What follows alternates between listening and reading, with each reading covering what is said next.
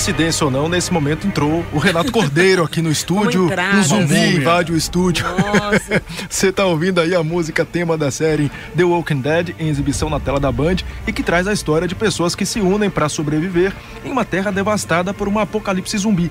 E se antigamente era uma coisa de menor importância, tapando buracos nas grandes emissoras de TV dos Estados Unidos, hoje esse tipo de atração chega a mudar a carreira de astros de Hollywood. Será que as séries são as nossas novas novelas?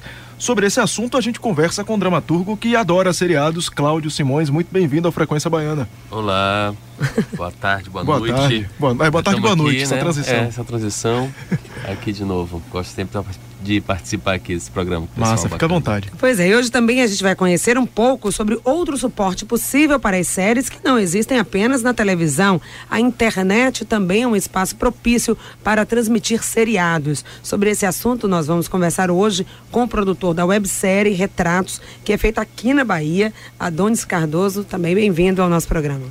Olá, boa tarde, boa noite também, né? Então, eu agradeço estar aqui para poder falar sobre a websérie. É uma coisa importante a gente estar podendo falar sobre ela, porque a nossa mídia acaba ficando só sendo a web. Então, vamos para a rádio, vamos para a TV, vamos ver se a gente consegue, através de outros meios, chegar, fazer com que a websérie se torne uma coisa mais popular, né? Retrato estreou agora, né? Estreou sexta-feira. Exatamente. A gente abriu ela sexta-feira e...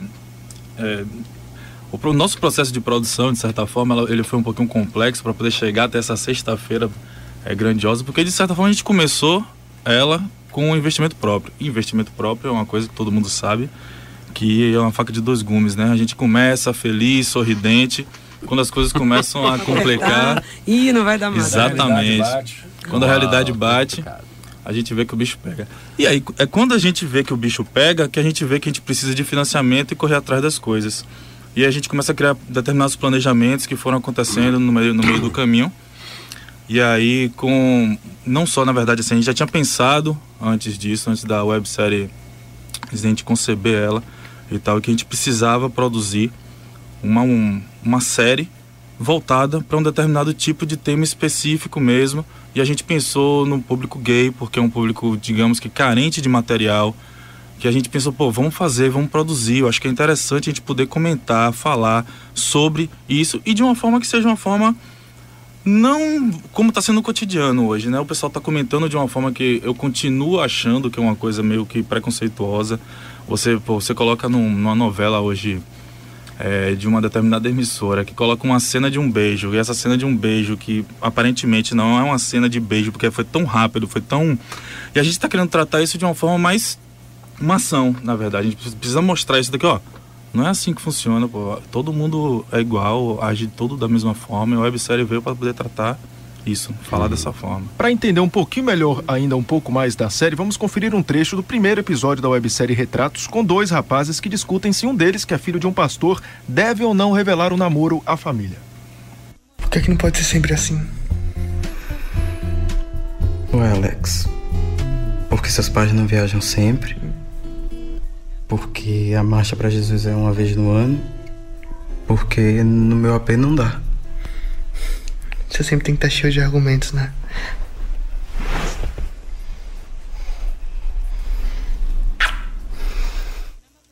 Agora, se seus pais deixassem... Nunca. Quando é que você vai contar pra eles? Já disse que nunca. Meu pai é pastor, já vi ele pregando. Se ele pega a gente fazendo isso, eu já quero me exorcizar. Tá precisando mesmo, sabia? Tô. Tá aí. Ele escolheu imagina como é que foi feita essa escolha para construir essa narrativa envolvendo um pastor, né, que tradicionalmente é uma figura um pouco mais conservadora em relação a esses novos valores que vêm surgindo na sociedade. Como é que foi feita a escolha aí do cenário, né, em torno dessa história, da embalagem em torno da história? Certo. Rafael Jardim, o diretor, ele foi concebendo o roteiro, né, foi tratando essas questões relacionadas, na verdade, primeiro se pensa o preconceito. Vamos pensar no preconceito, vamos ver quem é preconceituoso aqui, quem é um preconceituoso acolá, quem são as pessoas que começam a pensar e dizer coisas sobre isso. A partir desse momento você acaba gerando, de certa forma, os diversos personagens do seriado. Aí você pega o pastor, que é uma pessoa que é muito devoto a uma determinada causa, mas de certa forma ele acaba sendo uma pessoa muito agressiva quando ele descobre essa situação no primeiro episódio. E aí você acaba, tipo, a construção do personagem dos dois rapazes também, que um é fotógrafo e ele começa a trabalhar na área de comunicação, e essa área de comunicação ajudou ele de certa forma a se descobrir. O outro que já é mais seguro. Então a construção toda desses personagens, eles partem desse princípio de que a gente precisa estudar os estereótipos, né? Ver onde é que estão e tal. E desse estereótipo a gente também não cair naquela malha de que, estamos falando da mesma coisa, de mesmices e tal. Pedir desculpas aqui pros ouvintes, mas o Barry White tá agora na jogada, né? Porque eu tô com a voz meio ferrada, mas enfim. Há 3 dias Renato está sem voz. Até hoje a gente quer saber onde foi que ele perdeu essa voz dele, ele não contou ainda. Eu juro que foi antes de Iemanjá. Mas enfim. Uma coisa curiosa, assim, é que a gente estava lendo material de divulgação ligado ao pessoal do Retratos, e havia uma preocupação para que os personagens não fossem tão bonzinhos, evitar mocinhos e bandidos e tal. E uma coisa que a gente percebe na série de um modo geral, e já percebia na novela também, né? E outros suportes narrativos, é como as pessoas se apegam, se afeiçoam aos personagens que não são puros necessariamente, né? Você pode citar o Dr. House, com aquele jeito meio rude de lidar com os pacientes, né? Não muito terno. Você pode citar o mulherengo do Charlie Sheen, Two and a Half Men, por exemplo. Queria saber, por exemplo, Cláudio, por que você... Por que as pessoas... A gente que fica tentando posar o dia inteiro de perfeito, que tem tanta dificuldade para pedir desculpas para as pessoas, mas adora ver esses personagens em cena e cria uma identificação.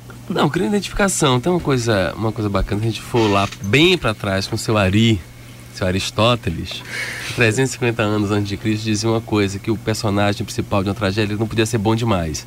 Ele tinha que ser bom, mas ele tinha que ter uma falha.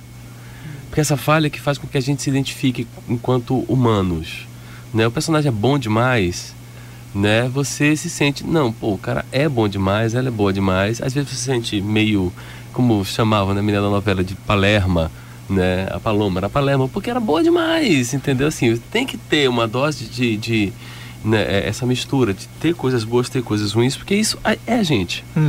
Então, o personagem que ele consegue entrar nessa mistura de ter os dois lados, ele consegue uma identificação muito mais forte com o público. E claro, as pequenas maldades atraem, né? Então a gente tem vários, né? Maria de Fátima, que era uma do Vale Tudo, né? Que foi uma personagem que pegou, assim, você fala o House é um personagem totalmente irascível. O gostoso dele é isso. Então você percebe, ele às vezes fala também que esse é outro ponto. Ele fala as coisas que a gente quer falar e que a gente guarda porque a gente tem a obrigação de ser bonzinho. O House não tem a obrigação de ser bonzinho. Então ele fala e a gente vibra. O personagem é catártico. É catártico, exatamente. E de onde é que você acha que está vindo esse vício? Porque os brasileiros, esse é um produto que é consumido muito nos Estados Unidos, os brasileiros parece que vem numa crescente. É muito consumido já, é um produto bastante consumido, mas parece que vem numa crescente, todo mundo faz download, todo mundo escolhe umas 3, 4 séries para serem as séries preferidas, que todo mundo quer assistir todos os capítulos. De onde você acha que está vindo esse desejo? Estão fugindo das novelas, estão explorando novas narrativas? Uma queda do cinema também? Eu não sei, o que é que está por trás, você sabe? Tudo isso ao mesmo tempo. A gente vê assim, o cinema teve de fato uma queda. Nós estamos com ótimos roteiristas na TV americana, ótimos diretores também, né? Tem aparecido poucos filmes de fato de impacto dentro do cinema, né? Essa coisa, esse padrão blockbuster, você perde um pouco o impacto, e algumas séries são muito impactantes. Você pega uma série como Homeland, por exemplo, que está passando aqui com um título que eu acho meio, não lembro, Segurança Nacional. Homeland, você vê primeiro episódio de Homeland, eu fiquei chapado, absolutamente chapado. House of Cards, que é feita para Netflix, não é para televisão, que também é o suporte já da internet, exclusivo para internet, né? Que é incrível, é muito boa, né? The Walking Dead, que é uma coisa, Breaking Bad, que terminou agora. Todas são muito boas. Você fala, gente, que roteiros são esses? Que direção é essa? Sabe? É muito bom. Você não tem mais isso, né, tanto no cinema. E no caso da nossa TV, de fato, o pessoal aqui no Brasil tem descoberto somente essas outras possibilidades. Antigamente, para você ver uma série dessas, ou levava tempo para chegar na TV aqui, né? Como agora, a gente já está na 3ª temporada de Homeland, chegou a 1ª temporada agora no Brasil, via TV aberta, né? Ou, né, quando começa a ter a TV cabo, etc., ainda era muito caro. Então agora está muito mais acessível. Com a questão da internet, você baixa. Eu tenho um amigo que ele acompanha umas 20 séries. Não sei como é. Eu tenho uma inveja de quem faz isso. Porque para 3 ou 4 já é um trabalho danado. Não, eu tenho uma maldição. Toda série, não, mas a maioria das séries que eu gosto não passa da primeira temporada. Esse é o problema das séries também, que não tem essa obrigação, né? Se a primeira temporada não colou, eles derrubam. Tinha que adorar Flash Forward. Eu escrevi agora, Flash Forward, eu adoro essa série. Só teve uma temporada. Wood teve 3 temporadas e matou muita gente de saudade. Flash Forward é muito boa. Assim, os canais, eles têm uma cota de séries para produzir por ano. Então, a partir do momento que eles têm, digamos assim, algumas séries fazem sucesso estrondoso, ótimo, vamos guardar essas daqui. As que não fazem tanto sucesso, apesar de algumas serem boas, o que vai dizer é o acesso, na verdade, é o que o público acha e aquela resposta. Se não tiver uma boa resposta, ele vai cancelar realmente e muita série boa acaba ficando aí no meio do caminho. Agora, qual é o segredo para você que está produzindo, o Cláudio também, que também é diretor, mas também consumidor aí desse produto, qual é o segredo para que uma série dê certo? O que faz uma série ser boa? Ou é relativo? Eu acho que é relativo, não tem segredo. A mesma coisa que você diz, qual é o segredo para uma novela dar certo, qual é o segredo para uma peça dar certo? Não tem segredo, na verdade, assim, você faz a sua obra, de repente isso cai no gosto do público ou não. Não adianta você, não existe um formato, mesmo que você siga tudo certinho, inclusive seguir tudo certinho é muito chato, geralmente não dá certo, né? Tem que ter alguma, tem que ter armadilha pro público também. Tem que ter alguma coisa realmente. Então, por exemplo, uma série que eu sou viciado, que é Grey's Anatomy. As primeiras temporadas eram incríveis. Agora tá muito chato. Tem até uma série chamada Two Broke Girls, que uma delas chama Grey's Anatomy de Grey's Monotony, porque realmente tá uma monotonia horrorosa. Tem que saber a hora de encerrar também, né? Pois ela já tá na 10ª. Teve uma que encerrou no auge, que todo mundo sente saudade até hoje. Bote essa aqui, Zanak, que todo mundo vai lembrar na hora. Essa aí selecionada. Na hora, todo mundo lembra. Parou na hora certa. Qual? Suspense agora. Suspense. Série tem suspense, a gente não faz.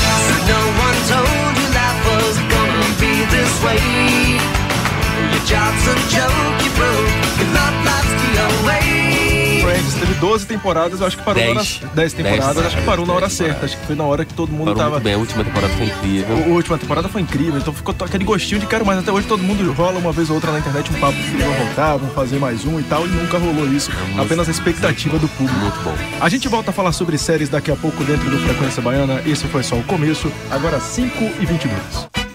Informação 24 horas por dia na Band News FM 99,1.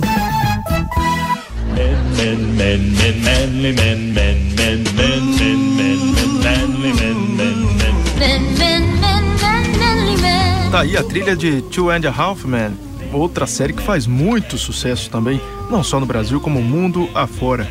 E a gente está falando hoje sobre séries. Qual a sua preferida? A gente fez essa pergunta no bloco anterior, já tem ouvinte participando. O Alexandre disse que são 24 horas viciado em Jack Bauer, criado vendo Jack Bauer minha adolescência inteira. 24 horas é muito bom. Prison Break, também não acompanhei essa, Prison Break. Era massa. Dr. House, né? Isso aí quase todo mundo já assistiu. E CSI também, outra também que quase todo mundo já assistiu. Foram várias temporadas, várias coisas, então é quase impossível você nunca ter ouvido falar mais ou menos em CSI. Então são essas séries preferidas do Alexandre Doria. Você pode continuar passando pra gente também qual a sua série preferida ou comentando o programa de maneira geral, 72250, coloque BA de Bahia antes da sua informação. Tem o Twitter, twitter.com/bandnewsfm_SSA. E para isso a gente trouxe pessoas que entendem do assunto, é claro. Tem o produtor da websérie Retratos, que é feita aqui na Bahia, o Adonis Cardoso, está aqui com a gente, e também o dramaturgo que adora seriados, Cláudio Simões. Eles estão aqui conversando com a gente, fazendo com que a gente entenda de onde vem essa paixão dos brasileiros, que parece ser recente, não sei se é recente, por séries, pelo menos essa paixão tão alucinada. Olha, eu te digo, não é recente não. Vou colocar uma coisa aqui, tudo bem. O acesso à série, né, tá mais fácil agora, mas a gente exibia séries americanas e tem uma coisa muito engraçada. Eu tenho uma amiga, atriz, boa atriz, inclusive, chamada Aletea, e tem várias Aleteas da mesma idade. Porque em 73, mais ou menos, na série Kung Fu, que era uma série que passava aqui, uma série americana, e passava aqui teve um episódio chamado Aletea, que era uma menininha chamada Aletea, que significa verdade, e o protagonista ajudava essa menininha. E aí, assim, vários pais botaram esse nome em filhas que nasceram logo depois. Muita gente estava assistindo. Então, muita gente assistia. Então, assim, década de 70 a gente via Kung Fu, Kojak, Havaí 5-0. Eu com 5 anos, eu assisti essa aqui, ó. Vamos ouvir.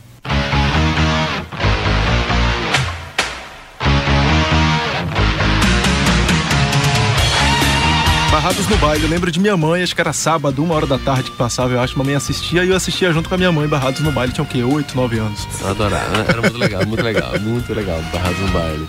Pois é, e a gente tava querendo entender mais ou menos qual é o segredo de uma boa série. A Patrícia perguntou qual é o segredo, você já disse que não tem o segredo, mas você diria que o ponto mais forte é uma boa construção de personagens, de roteiro, é uma série não ter um tempo muito longo, ter aqueles 40 minutos de arte. Você acha que esse formato atual, ele propicia que as pessoas tentem acompanhar mais ou gostar mais das séries pela construção de um roteiro mais bem trabalhado, por personagens mais bem construídos? Olha, como voltando, né, a seu Aristóteles, ele dizia que o mais importante é a história, depois o personagem, depois a linguagem, o diálogo, né? Primeira coisa realmente é a história. No caso de uma série, você precisa ter de fato um personagem que seja bom. Agora, se o personagem for bom e as histórias não forem boas, não adianta nada, né? House não seria nada se a gente tivesse uma história boa para acompanhar. Não só a história a cada episódio, ou seja, a história que ele vai se envolver, que basicamente se você pensar nos episódios de House, geralmente a mesma história. Aparece uma pessoa lá com alguma doença que ninguém descobre, ele passa o episódio inteiro testando coisa, até que no final ele descobre a pessoa, né? Às vezes quando a pessoa morre, mas assim, geralmente a pessoa fica bem. Isso é chamado de monstro da semana. Né? Que é o que tem. Agora, além disso, você tinha uma outra linha que você seguia, né? Toda a história dele, né? Com o amigo, com a diretora do hospital. Então você vai tendo uma história, na verdade, que a gente acompanha. Então você gosta dos personagens, mas você gosta também que ele está naquela história. Você fica torcendo. Quando é que vai rolar esse romance? Quando é que isso vai acontecer?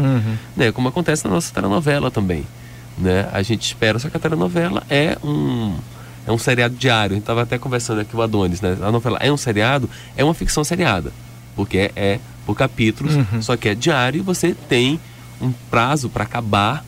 E a série, na verdade, essa estrutura da série americana, se ela realmente tem público, a cada ano você tem que ter mais uma historinha para seguir, né? A cada ano, naquela temporada que vai acontecer. Por isso que às vezes a gente, essa temporada tá muito chata. E de repente eles conseguem na temporada seguinte fazer uma temporada boa, né? Não, às vezes você consegue reverter.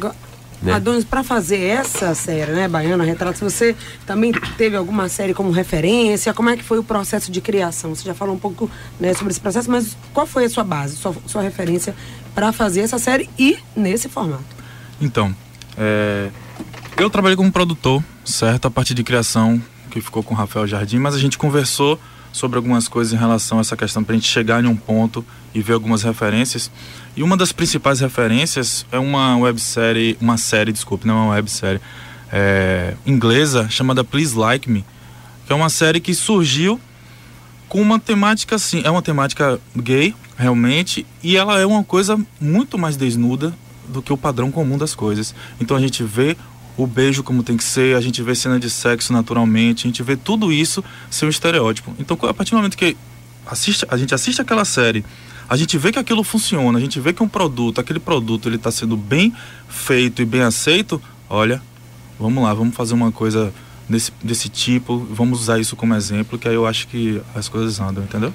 Tem mais ouvinte aqui participando, cada um falando das séries, vê se vocês gostam também. Tem aqui o final de telefone 0652 falando que é The Big Bang Theory, também bastante divertida, né? Lembra? Nossa, eu amo The Big Bang Theory. Chuck Lorre tá com tudo. Extremamente divertido. É o mesmo criador, né, do Two and a Half Men. Isso que eu ia falar, se parecem, acho que a fotografia é um pouco parecida, tem uma coisa que me remete sempre uma a outra, eu me lembro sempre uma da outra quando assisto uma ou outra. Light to Me, que também acho que é uma unanimidade, muita gente gosta. Eu não fiquei muito viciado não, assisti uns 4 ou 5 episódios, não fiquei. Aquela série, eu acho que foi uma coisa como o Cláudio estava falando, né? Light to Me, acho que o personagem, o Lightman, é interessante, aquele cara que consegue descobrir a mentira através de pequenos gestos, mas as histórias são fracas. É isso, o Henrique que falou que gosta muito do Light to Me. Eu achei que ia gostar porque esse tipo de história me atrai, mas eu assisti em 5 episódios, não me prendeu, nem que eu não gostei, eu não mantive o ritmo. Um outro, Michele, diz, prometa não rir, mas eu adoro Smallville. Ô, Michele, eu não vou rir não, porque eu já assisti também muito.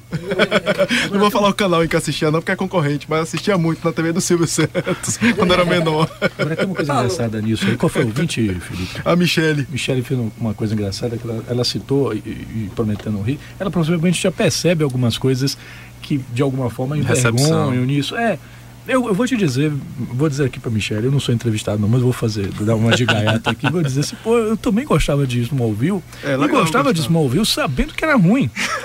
sabendo que ela... Como é que é isso, Cláudia? Você sabe que tem formulazinha lá, tá tudo igualzinho, conquista o negócio. Tem, eu vi uma matéria outro dia falando justamente sobre pessoas que são viciadas em séries que odeiam. Você sabe que é ruim, mas você gosta de ver. Né? Por exemplo, Grey's Anatomy, eu sei que tá chato. Entendeu? Era muito bom. Você pega as primeiras 5 temporadas e fala, nossa, que coisa fantástica. Você olha, agora fala, gente, que é isso? Por que você vê isso? Já tô viciado, já tô acostumado com aqueles personagens e tal. E você vê, você fala, isso é muito ruim, mas eu quero ver onde é que isso vai dar. Né? Então você acompanha, a série pode ser péssima, você acompanha. Agora essa coisa Diego. Não, você abraça a série de qualquer forma. Porque você pega, por exemplo, Dexter como exemplo. Em Dexter você tem uma história muito interessante de um personagem que a gente, como a gente estava discutindo. Dexter é incrível, né? Dexter Sim, ele é incrível. Na o personagem dele é um personagem incrível. A história, primeira, segunda, terceira temporada são incríveis. E aí você percebe que ele precisava ter um momento de parar, como Breaking Bad teve. Breaking Bad foi...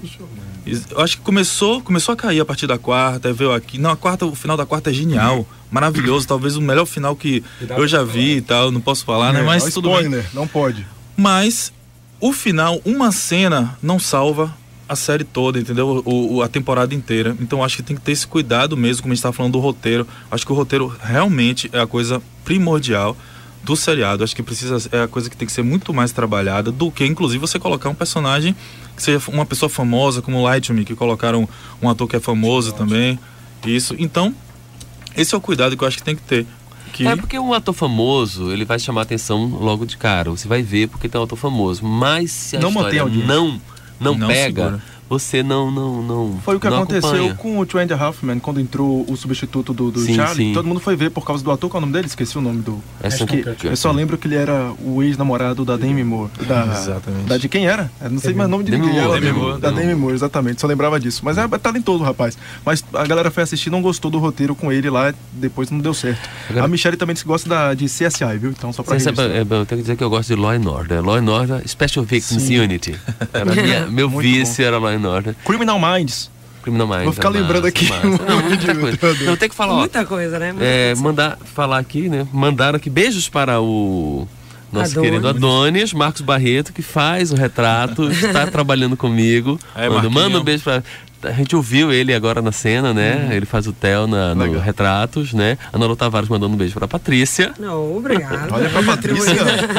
Tem vários amigos aqui. Luiz Augusto, que é fã de Smallville, mandando um abraço pro Felipe. Abraço, Luiz. Por que Luiz Augusto gosta de Smallville? Porque ele é viciado O Luiz esteve com a gente aqui. Super-Homem. Ele gosta de Super-Homem. Ele tem uma coleção de Super-Homens. Pois você precisa ter apenas um detalhezinho ali que você curte. E é engraçado como algumas séries talvez cativem, inclusive pelo ineditismo do personagem.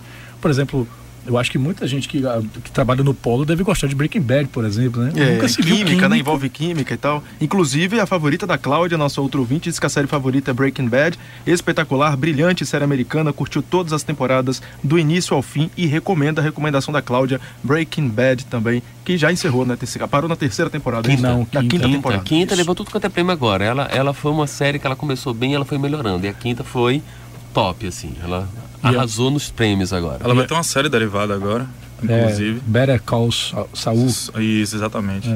E daqui a pouco, então, a gente volta falando um pouco mais de Retratos, que é a nossa websérie baiana. Estamos aqui, inclusive, com o autor dessa websérie. Daqui a pouquinho a gente vai conversar um pouco mais sobre o roteiro, sobre os personagens criados, sobre a história em si. E também com o Cláudio, que entende tudo sobre séries e tá com a gente dando uma ajudinha retada. Até deixando para o próximo bloco também a questão do preconceito. Tem muita gente que diz, mas você assiste série? Acha que assistir série é coisa, enfim... De desocupado.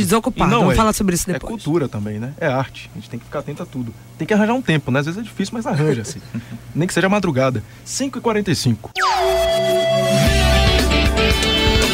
Band News FM, Frequência Baiana. Oferecimento A Gomes. O que você imaginar em papelaria, escritório e informática. Tudo no atacado e no varejo.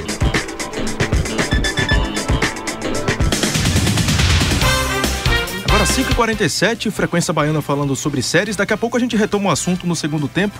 A Mariana tá aqui falando que a gente não pode esquecer da mais genial das séries, The Big Bang Theory. A gente falou agora há pouco, inclusive, sobre isso. E tem outro ouvinte aqui, a Cláudia, falando que gosta de Ghost Whisperer, também uma outra série que fez muito sucesso também. Daqui a pouco a gente fala sobre ela, que os entrevistados gostaram aqui. A gente vai falar um pouquinho sobre ela então, Cláudia, sobre essa série.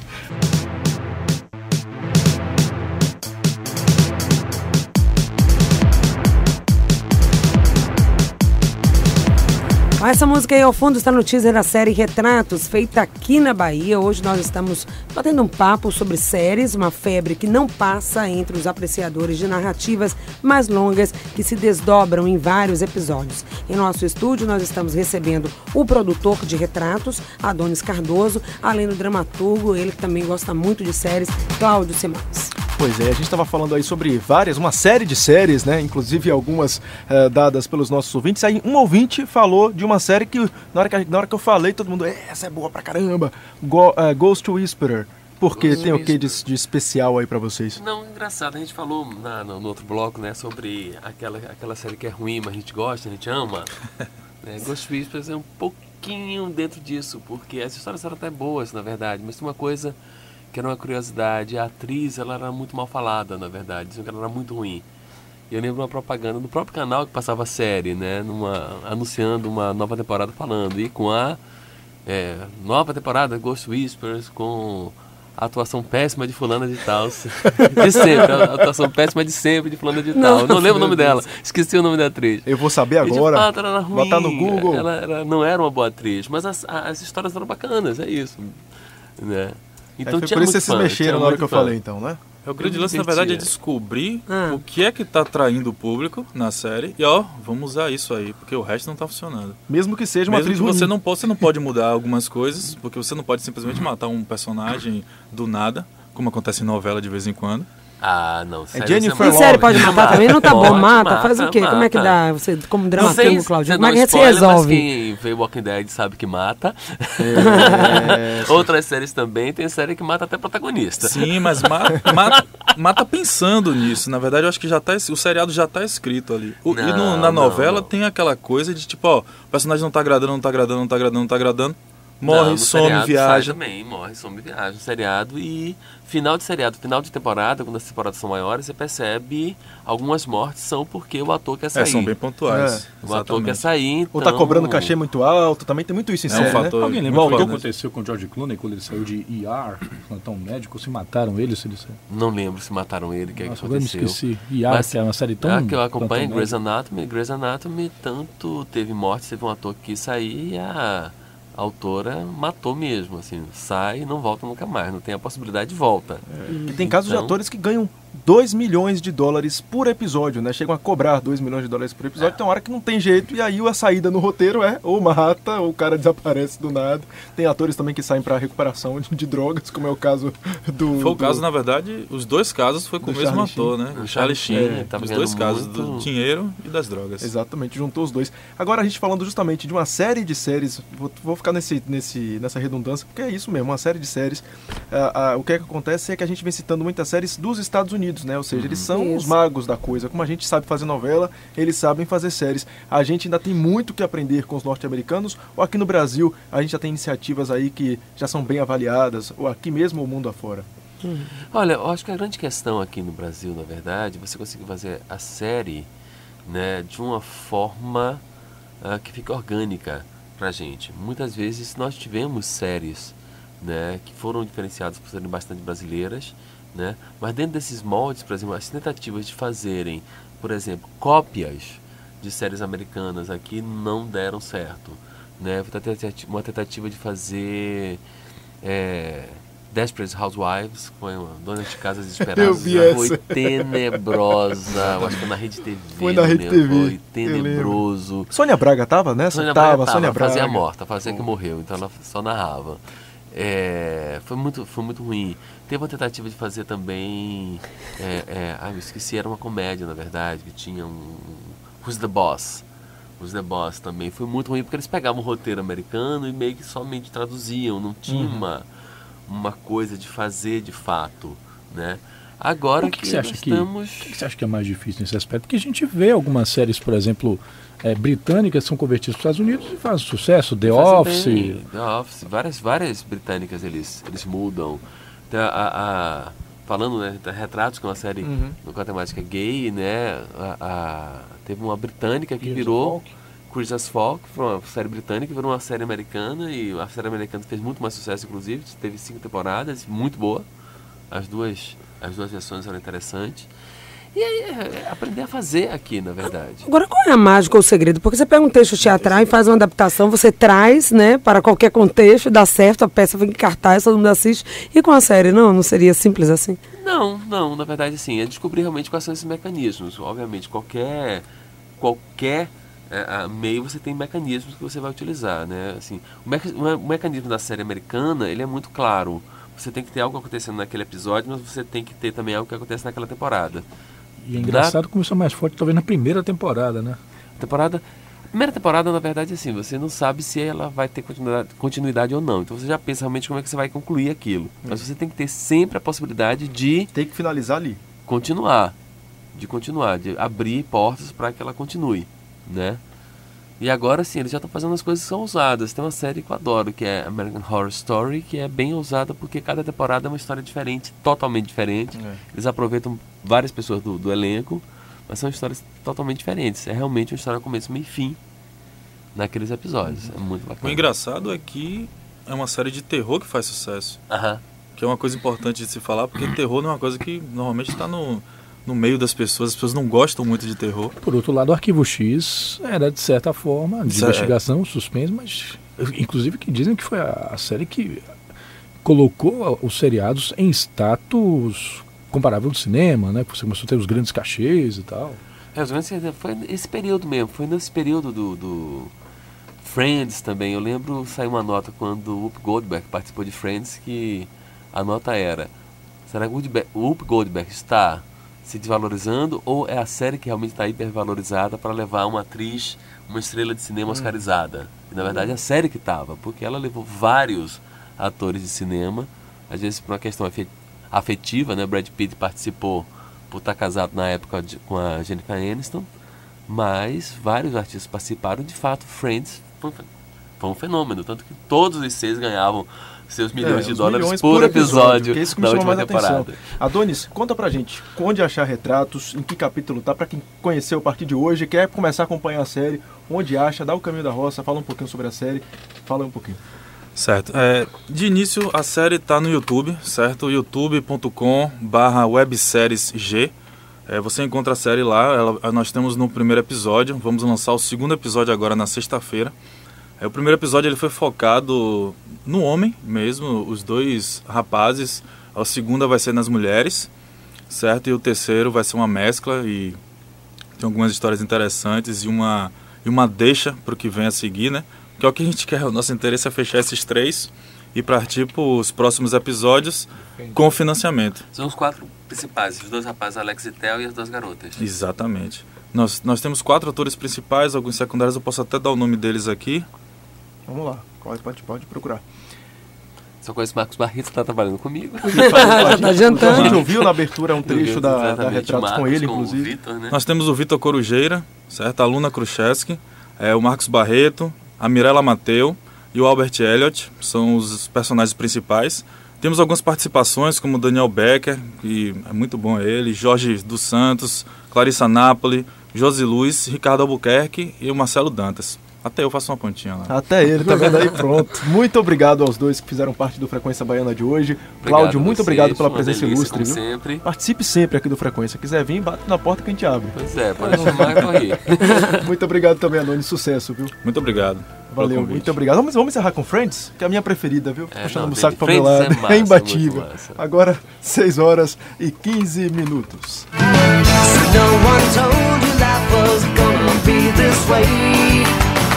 Job's a joke.